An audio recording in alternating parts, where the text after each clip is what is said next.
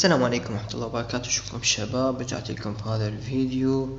وهذا الفيديو 10 شغلات او حاجات او اي شي يسمونه ما تعرف عن كلاش اوف كلانس. طبعا اكو هواية هيك فيديوهات، بس اكو شغلات جديدة حسب اللي انا شفتن، فيديوهات جديدة ما حد قايلهن عليها، فحبيت انا اقولهن. فاول شغلة او يعني اكو بيهن متكرر، يعني قديمات قايلين واكو بيهن لان مو هواي شغلات اكو. فنبدأ بأول شغلة.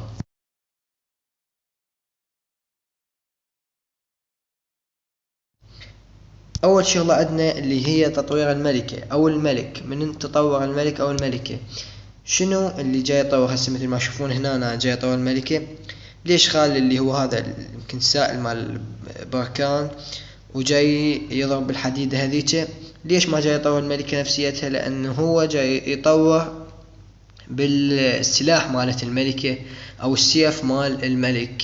يطور بالسيف ماله، يقويه، يقوي السيف مالته أو يعدله، يعدل السيف عم يصير أقوى. ما جاي يطور الملك نفسيته.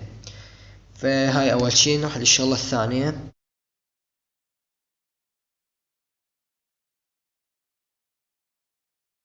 الشغلة الثانية تطوير المختبر. هذا المختبر هذا إذا جاي تشوفونه، هذا هسه أنا مو جاي أطور البيكر، هسه هو جاي يطور البيك، اطور لنا نفسيته هو. فهو حياخد 6 ايام. فالقى لمن يكمل او قبل لا يكمل القى البيكر كمل، يعني ما حيلغي تطويره او يوقف، يعني يوقف يظل على 4 ايام و20 ساعة، لا يظل يكمل. انا مجربها، جربتها بالهوج رايدر لما طورت ليفل 4 وكمل عندي.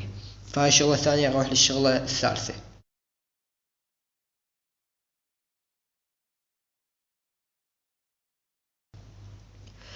الشغلة الثالثة هي لما تطور الكلان مالتك. هذا اذا تطور، يعني هسه انا هيجي واسوي، لا مو هذا، هاي اسوي ليفل 5.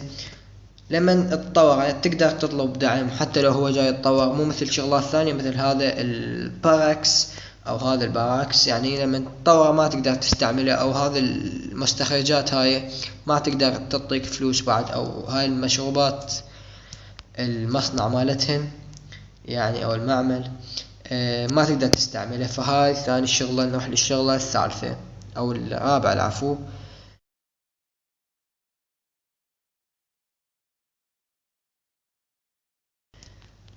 الشغلة الرابعة عندنا، واللي هي شغلة تفيد وضافوها اعتقد بالتحديث، ما كانت موجودة قبل. هي اذا كنت انت القائد، يعني قائد الكلان انت، شنو؟ اذا انت القائد مال الكلان، اي واحد عضو من اعضاء الكلان او قائد مساعد، المهم انت القائد وطالع من اللعبة، اي واحد هنا موجود يكتب اسمك. مثلا هسه انا اكتب علي زومبي، راح تجي لي وانا طالع من اللعبة، راح تجي لي رسالة. وهي طبعا اجت لي، انا مجربها هاي قبل، اجت لي يقول لي قبيلتك قد تكون بحاجة لك. يعني شنو؟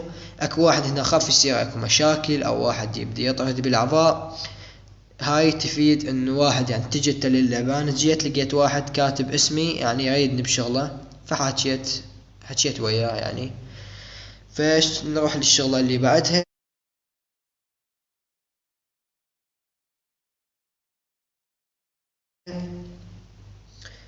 الشغلة اللي بعدها هي اذا انت عفت قريتك، يعني عفتها المدة، او يعني مدة طويلة، الاشجار مالتها اللي راح تطلع. الاشجار هسه انا ما عندي ولا وحدة.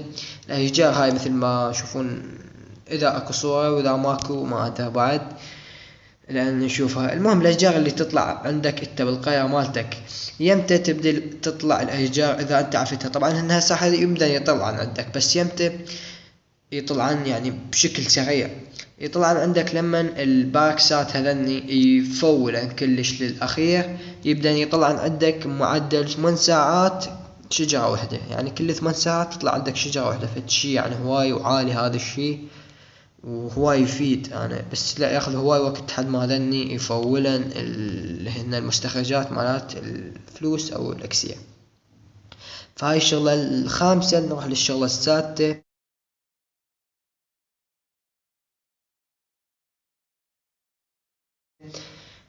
الشغلة السادسة هو سعر الجنود. سعر الجنود يعني شنو؟ السعر انت تعرف لما مثلا نطور اي شي، مثلا عندنا هنا البربرة اذا طورنا راح يزيد سعره 50 اكسير، هو 150 راح يصير 200 اكسير. هسه انا هنا مجهز برابرة ليفل 5 عندي، لما اذا طورته وكمل التطوير ماله حيصير ليفل 6 وما حاجة انا اخسر فلوس، راح هم بحدهم يتطور البربرة عندي هنا يصير متطور وانا ما اخسر اي فلوس. فهاي شغلة تفيد للي يحبون ما يصرفون فلوس. اكو جنود غالية مثلا الجولم يصرف هواي اذا طورته، وغير الشغلات الثانية اكو. فهاي الشغلة السادسة. نروح للشغلة السابعة.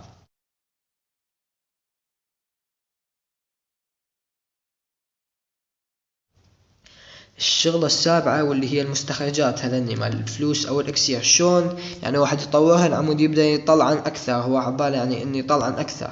لا، هي تروح على هاي المعلومات اللي هي بالاخير.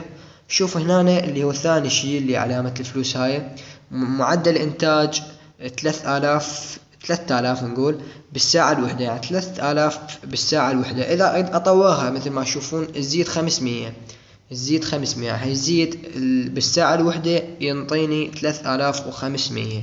يعني فد شي حلو وسريع، يعني على هذا المعدل تتطور يعني عن غير شغلات ثانية.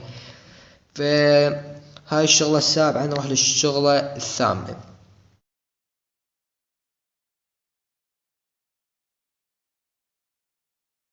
الشغلة الثامنة واللي هي صندوق الجواهر او ما ادري شو يسمونه بالانجليزي، حتى نسيت، اللي هي هاي صورته مثل ما جاي يشوفونها هسه.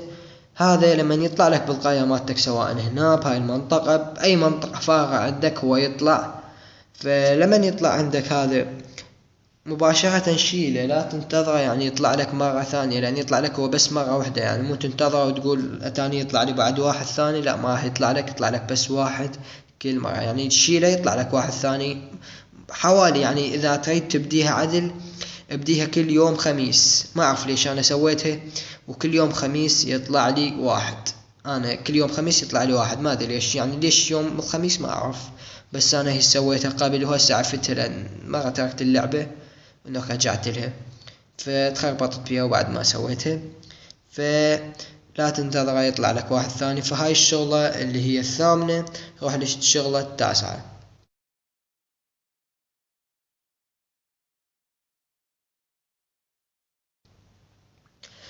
اذا تريد، يعني هاي هم معلومة، اذا تريد تسوي قرية، يعني اذا تصميم او اي شيء ضد الهوج رايدر، يعني هوج رايدر اي ليفل حاول حتى لو ماكس، والجينت بام او الجاينت بام هاي مالتك هاي حتى لو ليفل 2 نفس مالاتي اللي عندي انا مو قويات، اذا تريد تسوي لك قرية ضد الهوج رايدر مالك شو تسوي؟ تجيب 2 جاينت بام، انا طبعا طفيت عندي، تجيب 2 جاينت بام وتخليهن وحدة بصف الثانية، يعني اثنينهن هيجي، لان وحده يعني هيك بهاي الطريقه اثنينهم.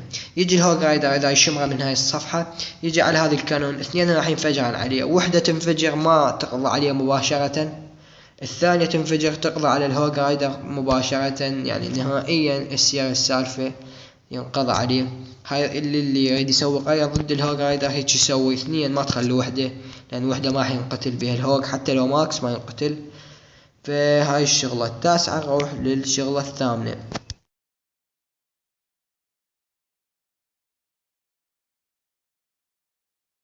الشغلة الثامنة طبعا هن اكو بيهن هواي جدد، اكو فيديوهات تقدرون تشوفونها.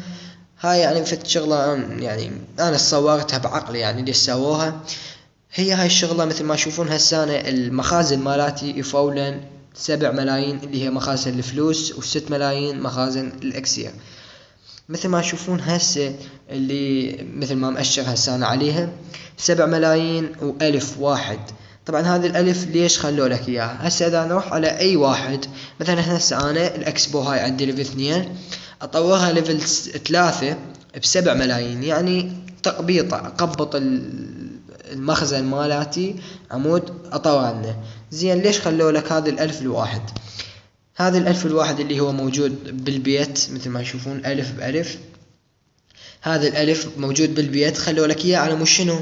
على مود أنت ما حيظل عندك أي موارد ما عدا أنك تسوي بحثة وحدة فقط، يعني بحثة وحدة هيجي هي بهذه الألف إذا كان بيتك ليفل 10 أو ليفل 9 أو أي بيت تقدر تسوي بيها. بس هاي البحثة الوحيدة بهذه الألف، يعني فد شي تفكير من عندهم، فد شي يعني حلو أنا شفته من عندهم إنه خلوا لك هذه الألف.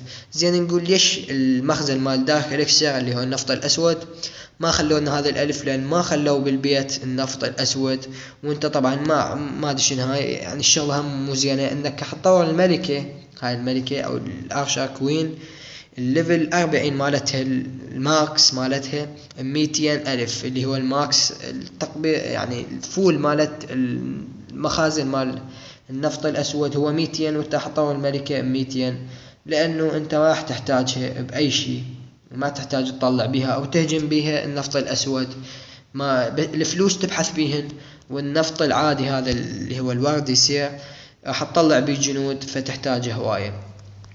فهذا هن العشر شغلات اللي قلتها هسه انا، ان شاء الله يفيدنكم، والشغلات ما تدرون بهن انتم عن اللعبة. فتعبت من الحكي فالساعة مثلا اول ما احكي هالقد. فشباب هنا نكون وصلنا لنهاية الفيديو، ان شاء الله يعني نال اعجابكم الشغلات هاي هم تفيدكم. وطبعا هذا اني هواي فكرت بيهن، قلت تكون شغلات يعني تفيد، ادري بيهن اكو بيهن قديمات واكو بيهن جدد. لان الجديد انا ساعات وياي يعني هواي صار لي هواي يعني مدة العب كلاش، فساعن وياي كلهن هذني. فان شاء الله تنطونا لايك، وان شاء الله نوصل هاي الحلقة، بما انه عندنا ما ادري قد 165 يمكن مشترك. طبعا شكرا لكم على هذا العدد من المشتركين. ان شاء الله نوصل هاي الحلقة 15 لايك. طبعا هشرح لكم ليش انا قلت 15 لايك ما قلت اكبر من هذا العدد، لان عندي 165 يعني ليش ما قلت اكثر من هذا العدد، راح اقول لكم بحلقة ثانية ليش انا قلت هالقد. فضغطوا زر لايك واشتركوا بالقناة، ومع السلامة.